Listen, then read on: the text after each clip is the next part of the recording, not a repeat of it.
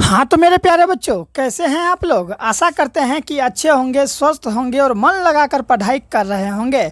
और आज के इस वीडियो में मैं आप सभी को बताने वाला हूँ क्लास 10th साइंस 2020 में पूछे गए सभी ऑब्जेक्टिव क्वेश्चन। स्टूडेंट, आप लोग यहाँ पर देख सकते हैं कि ये जो वीडियो होने वाला है, ठीक है, इस वीडियो में मैं आप सभी को क्लास 10th का जो साइंस है, साइंस में जो 2020 में जो भी क्वेश्चन पूछा गया था प्रथम पाली में अर्थात फर्स्ट सीटिंग में, वो सभी के सभी ऑब्जेक्टिव मैं आप लोगों को बताने वाला हूँ। ठीक है, ये वीडियो बनाने के बाद मैं आप लोगों के लिए जो है कि द्वितीय पाली का वीडियो बनाकर दूंगा, ताकि आप लोग अच्छा तरीक़ा से तैयारी करके एग्ज़ाम में काफ़ी अच्छा मार्क्स ला सकेंगे। ठीक है स्टूडेंट, मैं आपको एक चीज़ क्लियर करते चलूँ स्टूडेंट कि मैं आप लोगों को 2011 से लेके 2019 तक का, ठीक है, पूछा हुआ साइंस का क्वेश्चन मैं दे दिया हूं। अगर नहीं देखे हैं तो इसी वीडियो के डिस्क्रिप्शन में उसका लिंक दिया गया है बाबू, जाके जरूर देखेंगे। ठीक है, तो आइए स्टूडेंट स्टार्ट करते हैं हम लोग 2020 के प्रथम पाली के साइंस का क्वेश्चन। ठीक है, इसके सभी के सभी क्वेश्चन हम लोग देखते हैं, इसलिए बाबू वीडियो के अंत तक बने रहेंगे। और चैनल को अगर सब्सक्राइब नहीं किए हैं तो जल्द से जल्द बाबू सब्सक्राइब कर दें। ठीक है, चलिए स्टूडेंट देखिए, यहाँ पर आप लोगों को टोटल 40 ऑब्जेक्टिव प्रश्न देखने को मिलेगा। ठीक है स्टूडेंट, कितने, यहाँ देखिए 40 ऑब्जेक्टिव प्रश्न देखने को मिलेगा, जिसमें कि हर एक में आप लोगों को 1 मार्क्स मिलेगा। ठीक है, लेकिन जो आप लोगों का 2026 में एग्ज़ाम होगा ना बाबू, उसमें आप लोगों से कितना प्रश्न पूछा जाएगा, तो याद रखिएगा 80 पूछा जाएगा, जिसमें मात्र 40 बनाना है। तो चलिए स्टार्ट करते हैं सबसे पहला प्रश्न से। ये जो बुक है स्टूडेंट, मैं अपने पुराने स्टूडेंट से मांग कर लाया हूँ, इसीलिए देखिएगा हर एक प्रश्न में आपको टिक लगा हुआ ऑलरेडी मिलेगा। ठीक है, तो आप लोग घबराएंगे बिल्कुल नहीं और हर एक प्रश्न का जवाब देने का प्रयास करेंगे। चलिए सबसे पहला प्रश्न है कि अमीबा अपना भोजन कैसे पकड़ता है मेरे प्यारे बच्चों, तो कुटपाद द्वारा पकड़ता है। ठीक है, अमीबा में ना इस तरह से होता है। ठीक है, इस तरह से देखिएगा, ऐसे ऐसे करके भोजन को लेके अपने अंदर ले लेता है। ठीक है, तो वही चीज़ है कि अमीबा अपना भोजन कैसे पकड़ता है, तो कुटपाद की सहायता से पकड़ता है। ठीक है, तो इसका ऑप्शन नंबर सी हो जाएगा। ठीक है, जीभ गलत हो जाएगा, मुंह गलत हो जाएगा। अगला प्रश्न है कि कौन सा एंजाइम वसा पर क्रिया करता है मेरे प्यारे बच्चों, तो ये जो लाइपेज होता है, लाइपेज ये क्या करता है, वसा पर क्रिया करता है। ठीक है, कौन सा एंजाइम वसा अर्थात फैट पर क्रिया करता है मेरे प्यारे बच्चों, तो लाइपेज। तीसरा नंबर का प्रश्न है कि किस प्रकार के शोषण से अधिक ऊर्जा मुक्त होता है, तो वायवीय शोषण से मेरे प्यारे बच्चों अधिक ऊर्जा मुक्त होता है। ठीक है, याद रखेंगे आप लोग। चलिए तीसरा नंबर प्रश्न है कि मछली का श्वसनांग है, अर्थात मछली का श्वसन अंग है। बताइए मछली का मेरे प्यारे बच्चों श्वसन अंग क्या हो जाएगा, तो मछली का श्वसन अंग गिल्स होता है। ठीक है, मछली का श्वसन अंग मेरे प्यारे बच्चों क्या होता है, तो गिल्स होता है। ठीक है, फेफड़ा तो मनुष्य में होता है ना। चलिए अगला देख लेते हैं यहाँ पर क्या है। ठीक है, नेक्स्ट देखिए यहाँ पर 5वां नंबर का प्रश्न जो कि इम्पोर्टेंट है। प्रश्न है कि आधुनिक आवर्त नियम के अनुसार तत्वों के गुणधर्म निम्नलिखित में किसके जो है कि किसके आवर्त फलन होते हैं, किसके आवर्त फलन होते हैं मेरे प्यारे बच्चों, तो परमाणु संख्याओं के आवर्त फलन होते हैं। ऑप्शन नंबर बी, परमाणु संख्याओं के क्या होते हैं मेरे प्यारे बच्चों, तो आवर्त फलन होते हैं।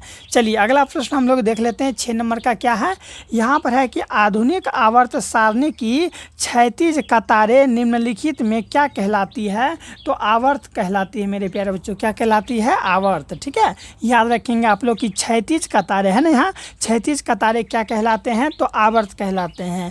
भूलेंगे नहीं, हर एक प्रश्न एग्जाम के दृष्टिकोण से काफ़ी इंपॉर्टेंट है। कौन सा प्रश्न स्टूडेंट कब पूछ ले ये इसका ठिकाना नहीं है, क्योंकि PYQ के जो भी प्रश्न होते हैं वह एग्जाम के दृष्टिकोण से काफ़ी इंपॉर्टेंट और सिलेक्टेड होते हैं। नेक्स्ट है कि लोहे के फाइंग पेन के जंग से, ठीक है स्टूडेंट, जंग से जो है कि बचाने के लिए निम्नलिखित में कौन सी विधि उपयुक्त होती है, तो जो स्टूडेंट पेंट लगाकर, सही बात है, ग्रीज लगाकर, ये भी सही है, जिंक की परत चढ़ाकर। ठीक है, अगर हम लोग ये तीनों विधि अपनाते हैं तो क्या होगा मेरे प्यारे बच्चों, तो उस पर जंग नहीं लगेगा। इसलिए इसका राइट आंसर हो जाएगा इनमें से सभी। आप लोग घरों वगैरह में भी देखते होंगे या फिर लोहा वगैरह में देखते होंगे कि जंग से बचाने के लिए उसमें रंग कर देता है। ठीक है, पेंट कर देता है, ताकि उसमें क्या हो, हवा और पानी के संपर्क में वो ना आ सके, और इससे क्या हो, लोहा जो है मेरे प्यारे बच्चों या टीना जो है वो जंग लगने से बच सके। ठीक है, तो इन सब विधि से हम लोग क्या कर सकते हैं, जंग लगने से बचा सकते हैं। ठीक है, चलिए अगला प्रश्न है कि निम्नलिखित में किस धातु को चाकू से आसानी से काटा जा सकता है मेरे प्यारे बच्चों, तो सोडियम। ठीक है, सोडियम यानी वही Na, ठीक है, सोडियम जिसका लैटिन नाम होता है नाट्रियम, तो Na। तो सोडियम को मेरे प्यारे बच्चों आप लोग चाकू से ऐसे केक की तरह काट दीजिएगा, ठीक है। सोचिए ये इतना जो है कि मुलायम होता है। तो याद रखिएगा कि निम्नलिखित में से किस धातु को चाकू से आसानी से काटा जा सकता है, तो Na अर्थात सोडियम को काटा जा सकता है, ठीक है स्टूडेंट। अगर आपको अच्छा लग रहा है तो चैनल को सब्सक्राइब जरूर कर दें और अपने दोस्तों को भी शेयर करें और कमेंट करके बताएंगे कि आप मेरे इस वीडियो को बिहार के किस जिले से देख रहे हैं। अगला प्रश्न है कि निम्नलिखित में से कौन गैस चूने के पानी को दूधिया कर देता है। चूने के पानी को मेरे प्यारे बच्चों क्या करता है, तो दूधिया कर देता है, तो CO2, ठीक है। कार्बन डाइऑक्साइड गैस जो है क्या करता है, चूने के पानी को दूधिया कर देता है। अगला प्रश्न है हम लोगों का कि टार्टैरिक अम्ल निम्नलिखित में से किस में पाया जाता है मेरे प्यारे बच्चों, ठीक है। किस में पाया जाता है टार्टैरिक अम्ल, तो इमली में पाया जाता है टार्टैरिक अम्ल, ठीक है। चलिए आप लोग कमेंट करके बताएंगे कि मेरे प्यारे बच्चों कि टमाटर में कौन सा अम्ल पाया जाता है, ठीक है। देखते हैं कितने स्टूडेंट जवाब दे सकते हैं, ठीक है। संतरा में कौन सा अम्ल पाया जाता है, तो सिट्रिक अम्ल पाया जाता है संतरा में। अगला प्रश्न देखिए यहाँ पर क्या है स्टूडेंट कि जिप्सम का रासायनिक सूत्र क्या होता है, काफ़ी इंपॉर्टेंट। जिप्सम का रासायनिक सूत्र क्या होता है, CaSO4 × 2H2O, ये होता है जिप्सम का रासायनिक सूत्र, ठीक है। चलिए नेक्स्ट प्रश्न की ओर चलते हैं, जल्दी जल्दी आप लोग वीडियो को लाइक कर दें, ठीक है स्टूडेंट। चलिए 12 नंबर का प्रश्न देखिए यहाँ क्या है कि जिंक तथा सल्फ्यूरिक अम्ल के बीच अभिक्रिया से निम्नलिखित में कौन सा गैस निकलता है, तो H2 हाइड्रोजन गैस निकलता है, ठीक है मेरे प्यारे बच्चों। जिंक तथा सल्फ्यूरिक अम्ल के बीच जब हम लोग केमिकल रिएक्शन करवाते हैं, अभिक्रिया करवाते हैं ना मेरे प्यारे बच्चों, तो क्या होता है, तो H2 निकलता है, हाइड्रोजन गैस उससे क्या होता है, निकलता है। और आप लोग कमेंट में जवाब देंगे कि हम लोग सांस जब लेते हैं तो कौन सा गैस को खींचते हैं और सांस जब छोड़ते हैं तो कौन सा गैस को छोड़ते हैं। देखते हैं कितने लोग सही जवाब दे पाते हैं। अगला प्रश्न है कि वैद्युत प्रतिरोध का, ठीक है स्टूडेंट, वैद्युत प्रतिरोधकता का SI मात्रक क्या होता है, तो ओम मीटर होता है। क्या होता है मेरे प्यारे बच्चों, तो ओम मीटर, ठीक है। कम समय में हम लोग ज़्यादा से ज़्यादा ऑब्जेक्टिव करते हैं। चलिए अगला है कि निम्नलिखित में से कौन विद्युत का सबसे अच्छा चालक है मेरे प्यारे बच्चों, तो चांदी, ठीक है। चांदी जो है ये कभी कभी आपको Ag भी देखने को मिलेगा, अर्जेंटनम Ag, तो भी आप लोग Ag में टिक मारेंगे, ठीक है। क्योंकि चांदी का ही जो ये होता है संकेत होता है Ag, तो आप लोग याद रखेंगे। ये जो होता है ना विद्युत का जो करंट वगैरह होता है, लाइन वगैरह, सबसे अच्छा उसका क्या होता है मेरे प्यारे बच्चों, तो चालक होता है। नेक्स्ट प्रश्न है 15 नंबर का कि विद्युत धारा के चिमुक्य प्रभाव का खोज किसने किया था, फ्राइडे ने या फिर क्या है यहाँ पर है ना, ऑसरटेड या फिर जो है कि एम्पियर या बोर ने, तो ऑप्शन नंबर भी यही किया था, ठीक है। विद्युत धारा के चिमुक्य प्रभाव का खोज किसने किया था, ऑसरटेड, ठीक है। देखिए कैसा कैसा नाम है, ऑसरटेड ने किया था, ठीक है। चलिए अगला प्रश्न हम लोग देखते हैं 16 नंबर का क्या है स्टूडेंट। चलिए 16 नंबर का प्रश्न है कि विद्युत मोटर परिवर्तन करता है मेरे प्यारे बच्चों, जो विद्युत मोटर होता है ना वो परिवर्तन करता है, विद्युत ऊर्जा को यांत्रिक ऊर्जा में परिवर्तित कर देता है, चेंज कर देता है। किसको चेंज करता है, तो विद्युत ऊर्जा को मेरे प्यारे बच्चों, ठीक है, यांत्रिक ऊर्जा में क्या कर देता है, तो चेंज कर देता है। चलिए अगला प्रश्न हम लोग देखते हैं, जो प्रश्न हम लोगों का होने वाला है कौन सा, तो 17 नंबर का प्रश्न होने वाला है। अभी तक हम लोगों ने 17 प्रश्न काफ़ी इम्पोर्टेंट और देखें, ठीक है। चलिए 17 का अब आप लोग जवाब देंगे। यहाँ पर मैं इसको इसलिए स्टूडेंट कवर कर देता हूँ ताकि आप लोग एक प्रश्न पर बारीकी से समझ पाएंगे, ठीक है, ताकि आपका ध्यान इधर उधर ना हो। और मैं आपको एक चीज़ बता दूँ, कहीं पर भी दिक्कत है तो इसी वीडियो के डिस्क्रिप्शन में मेरा नंबर दिया गया है, आप हमें कॉन्टैक्ट कर सकते हैं, ठीक है स्टूडेंट। यहाँ पर है कि निम्नलिखित में से कौन सबसे कम अभिक्रियाशील धातु है, तो ये जो Fe फेरम लोहा जो है सबसे कम अभिक्रियाशील धातु है, ठीक है स्टूडेंट।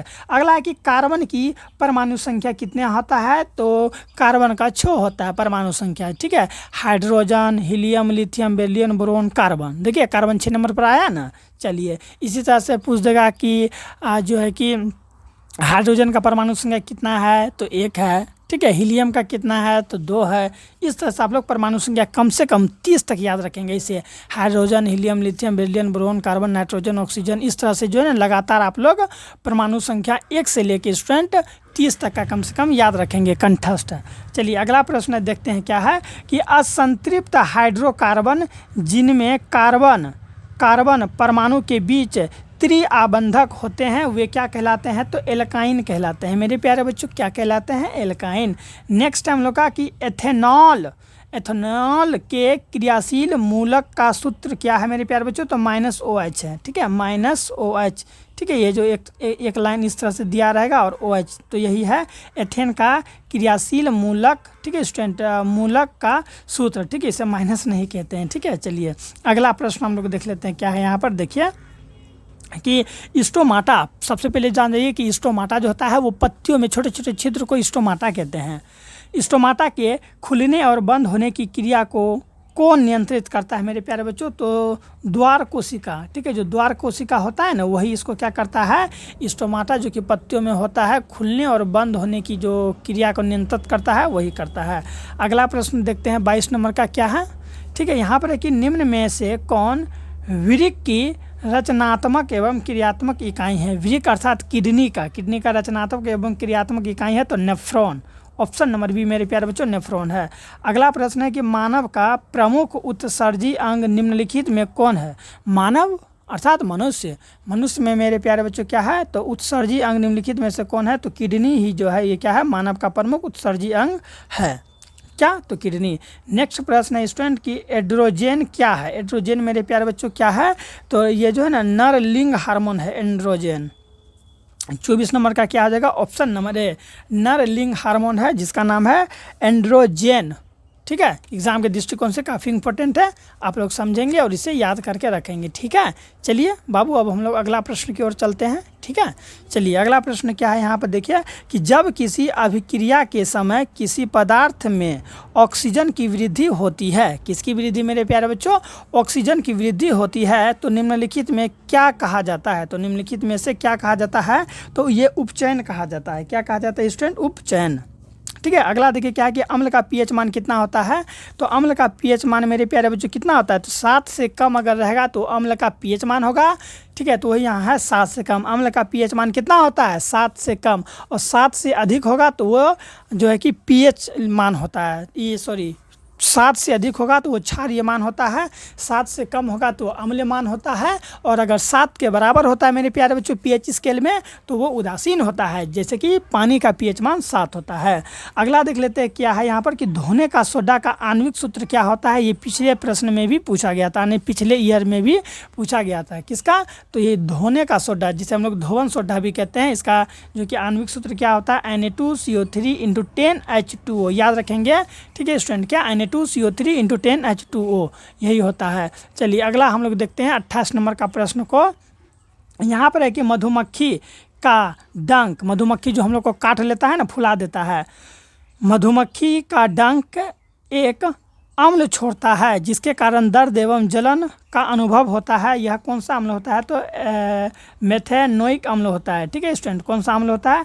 मेथेनोइक अम्ल। आप लोग देखते होंगे स्टूडेंट कई बार कि चींटी बोलते हैं, ठीक है, मधुमक्खी काट लेता है। मधुमक्खी जैसे काटता है तो देखिएगा फूल जाता है और मुंह जो है बानर ऐसा लगने लगता है, देखते हैं ना, फूल का हॉप हनुमान जी टाइप का, ठीक है, मुंह उलट पुलट जाता है, आँख में काटता है तो फूल जाता है, देखते हैं तो हम लोग बहुत हंसते हैं, ठीक है। कभी कभी होता है ना पड़ोस वगैरह में किसी को काट लेता है तो उसका जो डंक है बाबू उसमें क्या पाया जाता है? तो मेथेनोइक अम्ल पाया जाता है, ठीक है। चलिए अगला प्रश्न है यहाँ पर कि आयोडीन की कमी से कौन सा रोग होता है? तो घेंघा रोग होता है। और मधुमेह प्यारे बच्चों को जो है कि इंसुलिन की कमी से कौन सा रोग होता है? तो मधुमेह होता है, ठीक है। और स्कर्वी, विटामिन सी की कमी से कौन सा रोग होता है? तो स्कर्वी। और मेरे प्यारे बच्चों एड्स कैसे होता है? तो याद रखिएगा अगर किसी व्यक्ति को एड्स है उसके साथ अगर शारीरिक संबंध मनाया जाता है तो उस व्यक्ति को भी एड्स हो जाता है, या नहीं तो किसी व्यक्ति को एड्स ऑलरेडी है, ठीक है, और वो दाढ़ी या फिर केस बनाता है, जिस ब्लेड से वही ब्लेड से अगर आप दाढ़ी या केस बना लेते हैं तो आपको भी एड्स हो जाता है, ठीक है। तो ये सब चीज़ आप लोग ध्यान रखेंगे, सैलून वगैरह में जब भी जाएंगे तो ब्लेड चेंज करवा के अपने दाढ़ी और जो है कि जो केस वगैरह बनाएंगे। होता है ना हम लोग क्या करते हैं, वो ब्लेड अस्तूरा जो होता है, अस्तूरा से क्या हम लोग का बगली वगैरह या फिर जब मुंडन होता है, बेल मुड़ता है तो देखते हैं ना, करते हैं ना, तो वो ब्लेड जो है कि जब भी आप लोग दाढ़ी या फिर कुछ भी काम करवाएं वो सैलून में जाके तो प्रयास ये करेंगे कि ब्लेड हर बार चेंज होनी चाहिए दाढ़ी उड़ी बनाते समय, ठीक है। इस चीज़ का आप लोग ख्याल रखेंगे, ठीक है। और जो भी एड्स वाले व्यक्ति रहेंगे अगर आपको पता है कि उसको एड्स है तो बच के रहेंगे, और नहीं तो आपको सबसे अच्छा सावधानी यही भी है कि जिसे आप नहीं जानते हैं उसके साथ शारीरिक संबंध नहीं बनाना है, चाहे वो स्त्री हो या फिर पुरुष हो, उसके साथ संपर्क में नहीं आना है, ठीक है। और जो है कि उसका ब्लड टच नहीं होना चाहिए किसी भी तरह, नहीं तो आपको एड्स हो सकता है। चलिए स्टूडेंट, अब हम लोग अगला प्रश्न देखते हैं 30 नंबर का। यहाँ पर क्या है कि निम्न में से कौन जो है कि पिट्यूटरी ग्रंथि से निकलने वाला हार्मोन है? तो एंड्रोजन जो है मेरे प्यारे बच्चों, याद रखिएगा ऑप्शन नंबर डी, ठीक है। एंड्रोजन जो है ये क्या है? पिट्यूटरी ग्रंथि से निकलने वाला हार्मोन है, ठीक है। याद रखेंगे आप लोग हर एक प्रश्न को। चलिए अगला प्रश्न है हम लोगों का कि अमीबा में, किसमें मेरे प्यारे बच्चों? तो अमीबा में, जो कि अमीबा एक कोश के जीव होता है। आप लोग याद रखिएगा कि अमीबा में अलैंगिक जनन किस विधि द्वारा होता है? तो विखंडन विधि द्वारा होता है, ठीक है। विखंडन विधि द्वारा क्या होता है? अमीबा में अलैंगिक जनन होता है। नेक्स्ट प्रश्न है कि फूल का कौन सा भाग फल में बदलता है? तो पुंकेसर, स्त्रीकेसर, अंडाशय या बीजांड, ठीक है। तो ये जो है ना अंडाशय, ये फूल का भाग है जो कि क्या होता है मेरे प्यारे बच्चों? तो फल में बदलता है। अगला प्रश्न हम लोग देख लेते हैं जो कि फिजिक्स का क्वेश्चन होने वाला है ये, ठीक है। 33 नंबर का है कि निम्नलिखित में से कौन लेंस का आवर्धन एम होता है? तो V/U, V/U जो है ये मेरे प्यारे बच्चों क्या होता है? लेंस का आवर्धन एम बराबर V/U होता है, ठीक है। चलिए 34 नंबर का प्रश्न देखते हैं कि निम्नलिखित में से कौन नेत्र का रंगीन भाग होता है? नेत्र जो आँख होता है उसका रंगीन भाग होता है, तो कॉर्निया। कॉर्निया मेरे प्यारे बच्चों क्या होता है? नेत्र का रंगीन भाग होता है। चलिए नेक्स्ट प्रश्न की ओर हम लोग चलते हैं। यहाँ पर है 35 नंबर का कि वायुमंडल में प्रकाश के किन वर्ण, ठीक है, वायुमंडल में प्रकाश के किन वर्ण का प्रकीर्णन अधिक होता है? ठीक है, किसका प्रकीर्णन अधिक होता है? तो नीला, जो ब्लू रंग का प्रकीर्णन होता है ना, वो क्या होता है मेरे प्यारे बच्चों? वायुमंडल में सबसे अधिक होता है। चलिए स्टूडेंट, अब हम लोग 36 नंबर प्रश्न की ओर चलते हैं। इसी तरह से हम लोग का टोटल प्रश्न 40 के 40 समाप्त कर लेंगे। अगर आप 40 के 40 प्रश्न को देख लेते हैं, समझ लेते हैं, तो मैं आपको ये कह सकता हूँ कि आप लोग साइंस में काफ़ी अच्छा मार्क्स लाएंगे, ठीक है। चलिए इसीलिए आप लोग हर एक सब्जेक्ट का क्वेश्चन बैंक, मेरे इस चैनल पर सभी सब्जेक्ट का क्वेश्चन बैंक स्टूडेंट अवेलेबल है। अगला है स्टूडेंट यहाँ पर कि प्रकाश की किसी घटना के कारण सूर्य हमें वास्तविक जो है कि वास्तविक सूर्योदय से लगभग 2 मिनट पूर्व ही दिखाई देने लगता है। इसका असली रीज़न क्या है? वायुमंडलीय अपवर्तन, यानी कि सूर्य निकलता भी नहीं है और हमको 2 मिनट पहले ऐसा प्रतीत होता है कि सूर्य उग गया है। तो वो ऐसा इसलिए होता है, वायुमंडलीय जो है कि अपवर्तन की वजह से होता है, ठीक है। चलिए अगला प्रश्न देख लेते हैं। 37 नंबर का क्या है? देखिए यहाँ पर कि जब पश्चिम की ओर प्रक्षेपित कोई धनावेशित कण, ठीक है, मानिए वो कण है अल्फा कण, किसी चुंबकीय क्षेत्र द्वारा उत्तर की ओर विक्षेपित हो जाता है, तो चुंबकीय क्षेत्र की दिशा होगी मेरे प्यारे बच्चों, उसकी जो दिशा होगी वो दिशा क्या होगी? चलिए अब हम लोग आगे देख लेते हैं। उसकी दिशा क्या होगी? तो ऊपर मुखी होगी। यहाँ पर आप लोग देख सकते हैं क्या होगी मेरे प्यारे बच्चों? तो ऊपर मुखी होगी। Option number D is the right answer हो जाएगा। आप लोग हर एक प्रश्न का तैयारी कर लेंगे। अगला प्रश्न क्या है? देखिए यहाँ पर कि हमारे घरों में जो विद्युत आपूर्ति की जाती है वो क्या होता है मेरे प्यारे बच्चों? 120 वोल्ट पर प्रतिवर्ती धारा होती है। चलिए अगला देख लेते हैं हम लोग। यहाँ पर क्या है हम लोगों का? ठीक है, नेक्स्ट देखिए क्या है कि गर्म जल प्राप्त करने के लिए हम सौर जल तापक का उपयोग किस दिन नहीं कर सकते हैं? तो बादलों वाले दिन नहीं कर सकते हैं, ठीक है। चलिए अगला प्रश्न है 40 नंबर का स्टूडेंट हम लोगों का क्या है 40 का? चलिए देख लेते हैं। यहाँ पर है कि निम्नलिखित में से कौन सा जो है कि ऊर्जा स्रोत सौर ऊर्जा के व्युत्पन्न नहीं है मेरे प्यारे बच्चों? तो नाभिक की ऊर्जा, ये जो नाभिक की ऊर्जा है ये क्या है? तो सौर ऊर्जा के व्युत्पन्न नहीं है। चलिए अगला देखिए यहाँ पर है 41 नंबर का, ठीक है। टोटल जो है स्टूडेंट, ठीक है, 48 प्रश्न पूछा गया था। कब? तो 2020 के प्रथम सीटिंग में मेरे प्यारे बच्चों 48 प्रश्न पूछा गया था, याद रखिएगा आप लोग, ठीक है। चलिए यहाँ पर है कि दर्पण के सामने किसी भी दूरी पर स्थित वस्तु का प्रतिबिंब सीधे प्रतीत होता है, तो वह दर्पण है, वह दर्पण या तो समतल है या फिर उत्तल होगा, ठीक है, या तो समतल होगा या फिर क्या होगा? उत्तल होगा।